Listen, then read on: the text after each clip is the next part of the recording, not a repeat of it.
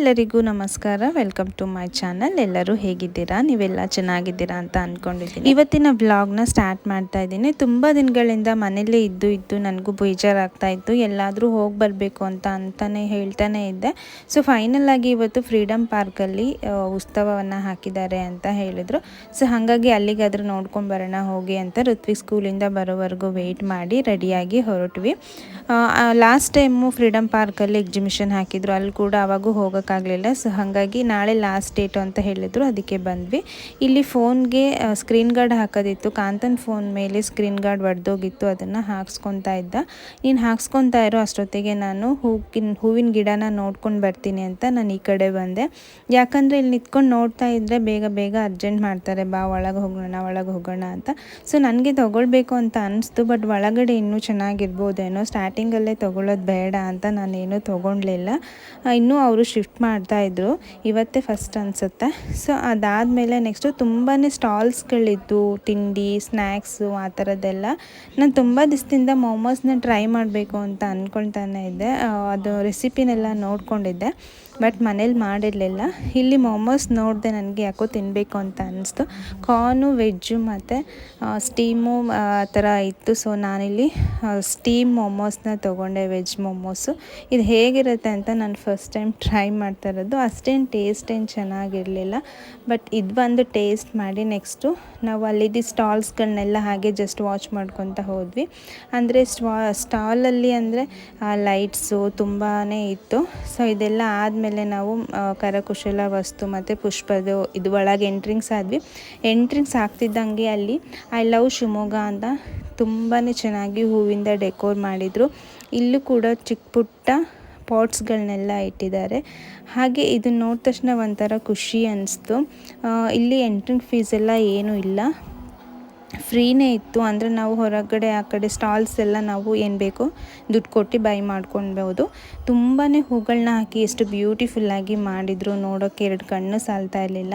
ಇಲ್ಲಿ ಫೋಟೋ ತೆಗಿತೀನಿ ನಿಂತ್ಕೊಳ್ಳಿ ಅಂತ. ಇವರು ಕ್ಯಾಮ್ರಾದಲ್ಲಿ ವೀಡಿಯೋ ಮಾಡೋಕ್ಕೂ ಬರೋಲ್ಲ, ಫೋಟೋ ತೆಗಿಯೋಕ್ಕೂ ಬರೋಲ್ಲ. ಇದಾದಮೇಲೆ ನಾವು ಒಳಗೆ ಹೋದ್ವಿ. ಸೈಡೆಲ್ಲ ತುಂಬಾ ಚೆನ್ನಾಗಿತ್ತು, ಒಳ್ಳೊಳ್ಳೆ ಸ್ಟಾಲ್ಗಳಲ್ಲಿ ಒಳ್ಳೊಳ್ಳೆ ಐಟಮ್ಗಳೆಲ್ಲ ಇಟ್ಟಿದ್ರು. ಸೊ ಅದನ್ನೆಲ್ಲ ನೋಡ್ಕೊತ ವೀಡಿಯೋನ ಮಾಡ್ಕೊಳ್ಳೋಷ್ಟೊತ್ತಿಗೆ ನನಗೆ ಇವೆಲ್ಲ ಏನೂ ನೋಡೋಕ್ಕೆ ಆಗಲ್ಲ. ಇವ್ರ ಅಪ್ಪ ಮಕ್ಕಳು ಹೋಗಿ 1 ಕಿಲೋಮೀಟ್ರ್ ದೂರದಲ್ಲಿ ನಿಂತ್ಕೊಂಡಿರ್ತಾರೆ ಬಾಬಾ ಅಂತ.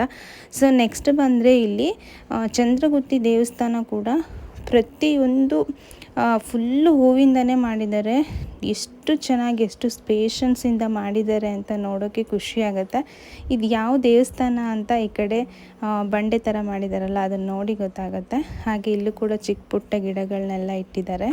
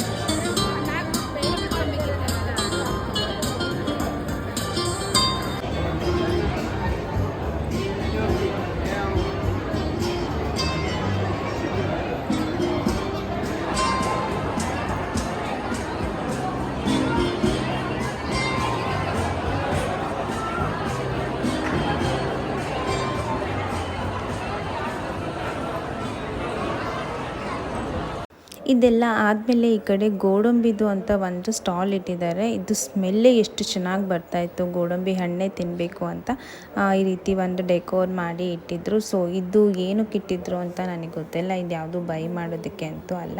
ಸೊ ಹಾಗೆ ಪಕ್ಕದಲ್ಲಿ ಸುಮಾರಷ್ಟು ಗೊಬ್ಬರ ಆಗಿರ್ಬೋದು, ಹೂವಿಂದು ಬೀಜಗಳಾಗಿರ್ಬೋದು, ಪ್ರತಿಯೊಂದು ಇಟ್ಟಿದ್ರು. ಇಲ್ಲಿ ಮತ್ಸ್ಯ ಲೋಕ ಅಂದರೆ ಫಿಶ್ ವಸ್ತು ಪ್ರದರ್ಶನ ಈ ಥರ ಇಟ್ಟಿದ್ರು. ಸೊ ಅದರೊಳಗೆ ಋತ್ವಿಕ್ ಹೋಗಿ ತುಂಬ ಇದು ಮಾಡ್ತಾಯಿದ್ದ, ನಂಗೆ ಅಲ್ಲೇನು ನೋಡೋಕ್ಕೆ ಬಿಡ್ತಾ ಇಲ್ಲ, ಫಿಶ್ ನೋಡೋಣ ಅಂತ.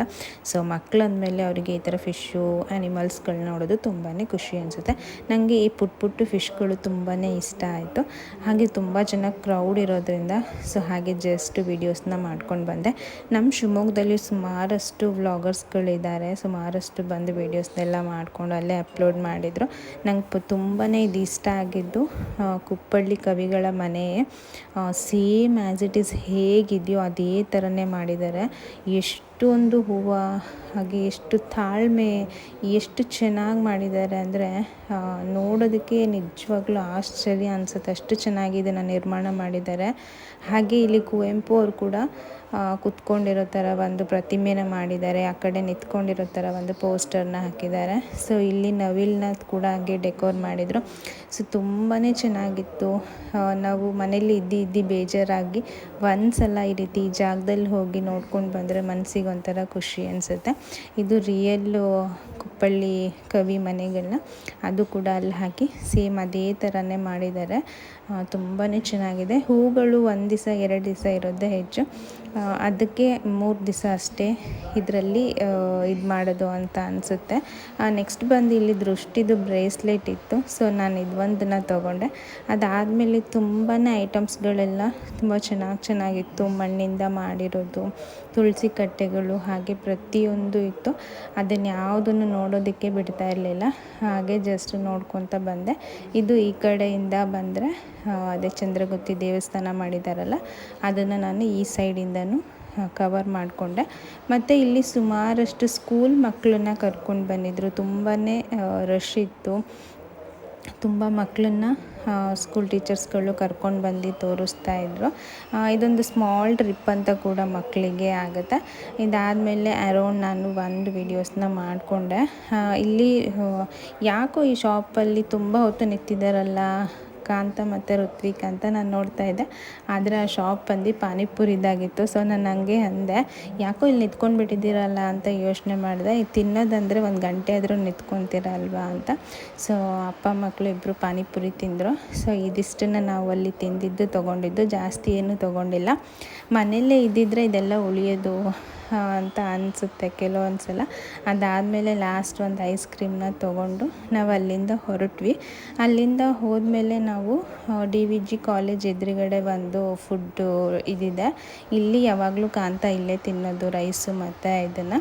ಸೊ ನಾವು ಅಲ್ಲಿಗೆ ಬಂದು ಎಗ್ ರೈಸು ಮತ್ತು ಒಂದು ಆಮ್ಲೆಟು ಹಾಗೆ ಲಾಲಿಪಾಪ್ನ ಆರ್ಡ್ರ್ ಮಾಡಿಕೊಂಡು ಅಲ್ಲೇ ತಿಂದ್ವಿ.